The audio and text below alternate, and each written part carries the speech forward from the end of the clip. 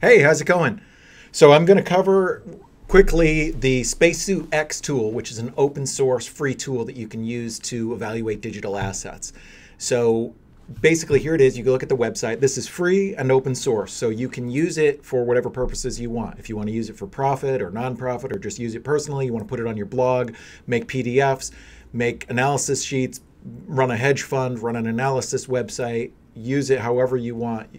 It's your tool. It's open source. So what it is basically, it's an acronym, pretty much, an acronym and a scoring system. Very, very, very simple. SpaceSuit X is 10 letters, and it stands for 10 things. Okay, here are the 10 things. These are things that I think are important to look at in a digital asset.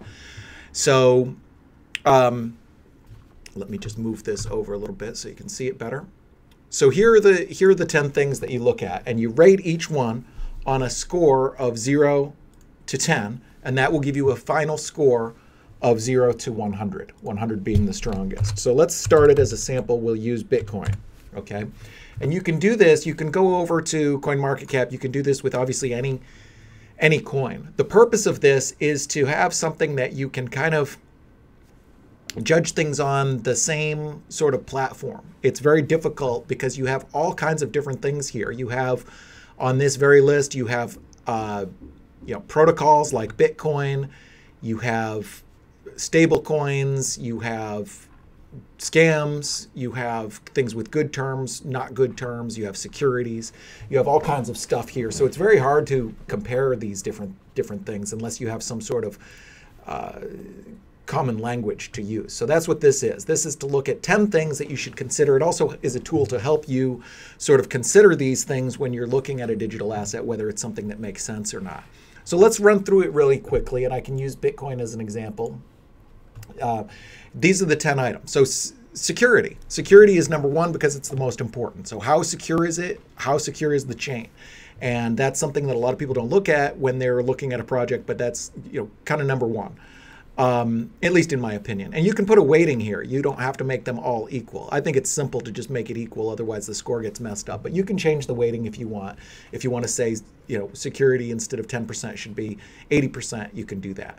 But it's just as easy to go through and put a rating. So for Bitcoin, I would give that a 9 maybe. And this is all, of course, very subjective. You don't. Each coin is going to be very different.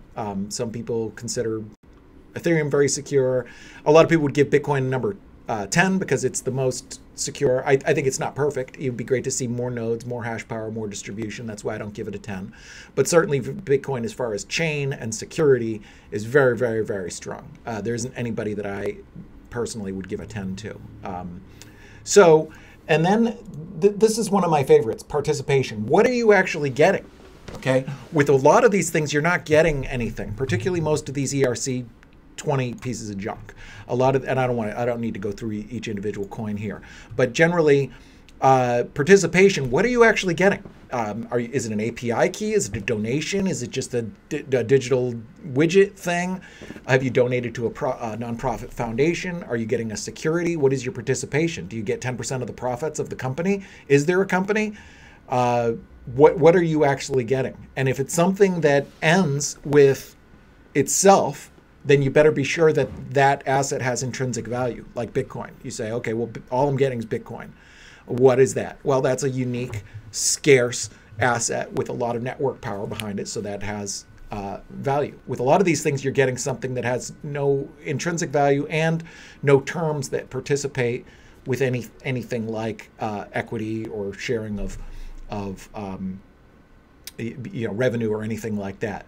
Your accounting and legal. So let's say participation. Well, it's a 10 with Bitcoin because you're getting Bitcoin, and you don't have to necessarily think Bitcoin is valuable, but you're definitely what you're participating in, and that, at least in Bitcoin's case, that for me, I would rate that a 10. But for other things, if you're only getting the kind of currency, that's hard because it's hard to compete with Bitcoin as currency.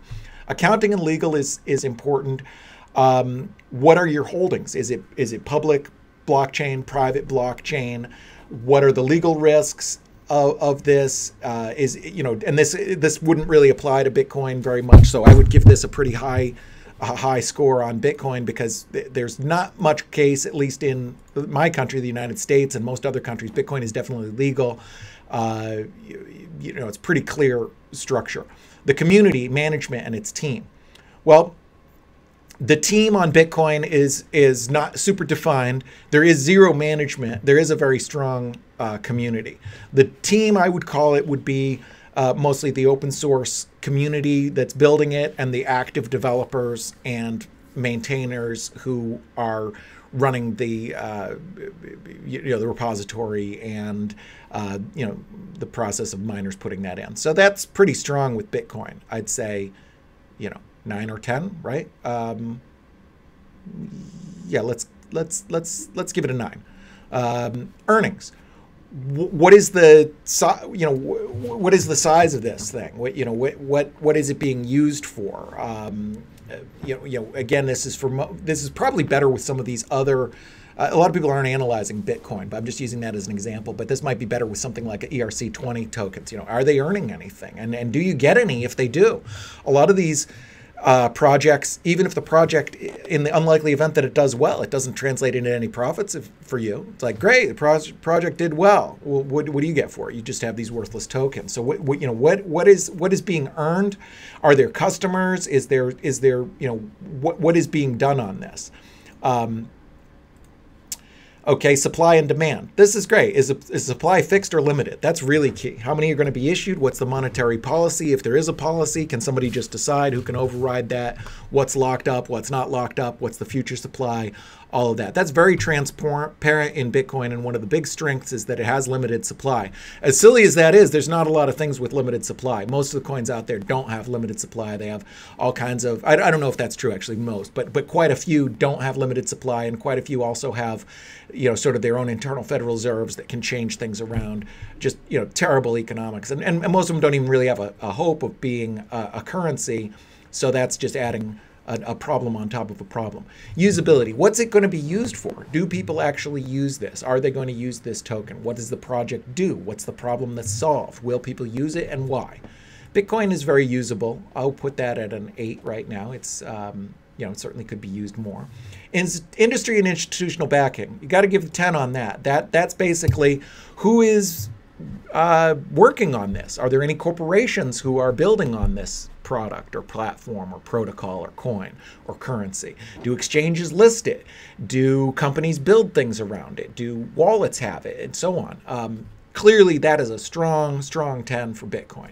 Definitely, there is a lot of industry backing. I mean, it's hard to find people in the industry who don't support Bitcoin in some ways. There are some very, very, very active people with Ethereum who might be kind of like only Ethereum and not Bitcoin, but usually not. Usually most people with any, and that's, Ethereum being kind of second would be the one most likely to have people that don't have any exposure to Bitcoin. And the smaller the projects, pretty much a lot of those people, they even trade in Bitcoin and everything. So Bitcoin is very, very strong. Technical. What is the technical details? If it's a blockchain, does it need a blockchain? How much has it been tested? Is it strong? Can it be hacked? Can it be 51% attacked easily? Why is this useful? Are there drawbacks of a blockchain? Is it worth it for this? How resistant to censorship is it? If it's delegated proof of stake or something like that, how can you attack it? Those are key. Bitcoin, 10. Definitely 10 on technical. You could look at some of the strong groups that are behind this and so on.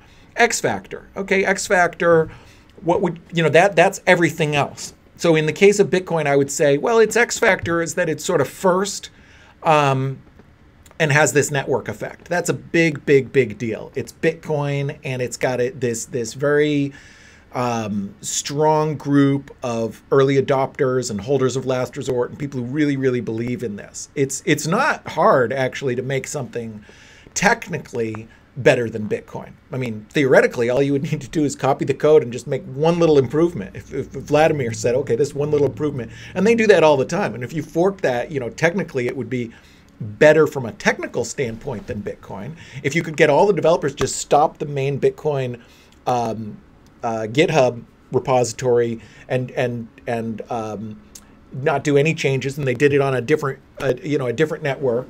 or a different different GitHub, and then you know sort of published that and released the binaries, and people started mining it, you could make an argument that technically it'd be better than Bitcoin. But you know, that's just one factor. You know, the X factor here that I'm talking about is the fact that makes it, in Bitcoin's case, very, very, very difficult to you know, outdo Bitcoin, because there's so much of a groundswell of holders of last resort, people who've held for a long time, people who have made a lot of money in Bitcoin, tons and tons of exchanges and others. So that X factor, I would give that pretty solid. I'd give that a, you know, a 9 or something. Bitcoin is sort of unique. And then you can go back and adjust this. You say, well, you know, is there anything that I think, you know, it comes out as a 94. That's pretty high. I mean, Bitcoin is the strongest coin, in my opinion. So it should come out pretty much stronger. I might drop this down to 9. Supply and demand, definitely a 10. Accounting and legal. Yeah, I mean, that's pretty good, but you can see how it can easily adjust here. And you may have different opinions for your for whatever coin. This is particularly useful with your kind of, you know, random ERC or something like that you want to do. And with a lot of those, you would look at it and say, well, you know, what's the security on it? I don't know, an 8. What are you participating in? With a lot of these, you're not participating in anything. So there's a whole bunch of these ERCs that I would give like a 1 to. And I don't mean to just lump them all in. I hope you get the point of what I'm trying to do. I'm just making illustrations. Accounting and legal, a lot of them, a whole bunch of them are illegal securities offerings. They're going to have problems. Community. Some things have very strong projects. Ethereum has a strong community. Ethereum, actually, it's interesting. I gave Bitcoin a 9. I might give Ethereum a 9 or even a 10. It's very, very strong community. Thousands of people working on it. That's very impressive. But a lot of these ERCs that spin off of Ethereum, you know, they don't really have any community. It's a bunch of nonsense that they gave some airdrops to or something like that. Earnings. Some of them aren't earning anything, and even if you did, you don't get anything for it. Supply and demand is a joke on a lot of them. Usability, they're not that usable. Institutional backing, some of them, you know, they'll put out some phony press releases or something. Technical, usually they don't have anything going for them technically. And X factor, sometimes X factor is kind of neat. You say, okay, that's cool. So here's an example of just sort of a random coin that I did. I gave it a high security rating. ERC is fairly secure. You know, I might go down on that. And this isn't a real coin. I'm just giving this an example. But anyway, you can see how the tool works. It gives you a final score of 0 to 100. And it is something that just it only took a few minutes. It's something to think about. You can think of these 10 things that you might look at when you're considering a digital asset. It might give you some food for thought and just some objective way to look at things. And if you're talking with your friends or your colleagues, or you're part of an investment committee or something like that, you can, you know, we in our office, we can very quickly say, hey, what do you rate such and such? Somebody could say, oh, I rate that a 9.1, or that's an 80, or, you know, I give it a 9 on security and an 80 overall, or something like that. So you have kind of a common language that you can talk. And if you want to be an analyst or something like this, you could very easily take this and do a blog and start doing an analysis report once a week, and use these. Use this. And the reason that it's open source is so that people use it. I'm hoping that a lot of people use it and will share it, because the more people that use it, the better. You'd have you know, kind of a common language. And you know, how great would it be if people, you know, it's not going to become a mainstream you know, term that Lady Gaga is going to be talking about, but the narrow piece of the industry that is kind of actively talking about analysis and looking at these things. Hey, what's your SpaceSuit X score and why?